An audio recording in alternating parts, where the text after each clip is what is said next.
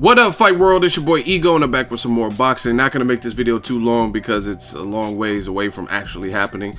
But Eddie Hearn said some recent remarks talking about a 2017 fight between both of his fighters, now new fighter Luis King Kong Ortiz and possibly the undefeated Anthony Joshua. Now, I love the fight. I think it's a good fight. I'm glad that Ortiz is in a better situation. Golden Boy, I think I told you guys they had a diamond in the rough and they didn't really do anything with him. And Ortiz is not getting any younger, so I'm glad that he has this new partnership. Him and his team seem happy, and they're getting an immediate fight. I made a video about it. Malik Scott is the opponent. It's a stack card. Jason Sosa, who's a new champion, he knocked out Javier Fortuna. He's going to be on that card, and some other people. So I'm glad that Luis King Kong Ortiz, his career is not being stagnant or on the sidelines. I'm a bit skeptical of Anthony Joshua versus Luis King Kong Ortiz in 2017. I met Eddie Hearn, interviewed him. He's a cool dude. But the reason I'm skeptical is because he's a promoter. And now that he's acquired Luis King Kong Ortiz, that means he's managing the careers or the promoter of both of these fighters. And a lot of people, this is not a secret, it's common knowledge. King Kong Ortiz spells high risk, low reward as of right now. Meaning, if you're a promoter, look at the business side, and this is what you have to, in today's landscape of boxing, you have to establish and look at these things. But King Kong Ortiz, they say he's like 36, 37, 38. I don't know his exact age. Sometimes in the Cuban fighters actually have to lie about their age, and it's hard to pass to actually say exactly how old they are. But according to his box record, whatever, he's 36 to 38. And he has a chance to beat anybody in the heavyweight division. Anybody, in my opinion, right? Based on his power, skill, Cuban amateur schooling, etc.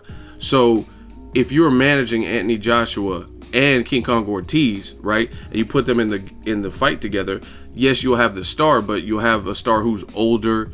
He doesn't speak English like Anthony Joshua and stuff like that. So it's still a high risk situation. So to me, if the risk, you even hear Eddie Hearn says it. He says, we're going to try to build Luis King Kong Ortiz's profile, and if the reward matches, then we'll make it. So, you know what I mean? A lot is going to have to change between now and 2017 to make that fight worth the risk, in my opinion. And I'm not saying it shouldn't happen. I'm just playing politics and saying how I see it. So to me, I think there's a stronger chance of Anthony Joshua versus Deontay Wilder, because Wilder already has more of a profile, and that's already a bigger fight with bigger names. And you know what I mean? That would be the money that fight would generate would be worth the risk. That's what I'm saying. So nonetheless, I hope all these fights get made. I really like Anthony Joshua. I like Wilder. I like King Kong. I actually like most of the heavyweights. You know what I mean? The guys with the names.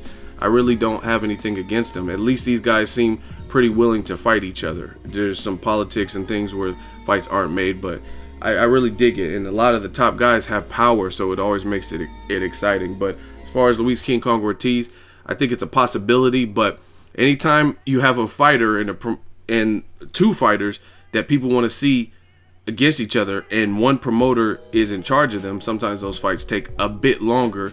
Unless you have like maybe a Heyman stable where you could put Broner in there with Porter and bring Broner back for a title shot his next fight, because you have such a vast stable, you can make those opportunities happen. Or Sean Porter lost to Keith Thurman, he can get another big fight with somebody, right? There's other guys. He can have a Broner rematch. He could fight, you know what I mean, whoever, Berto or whoever.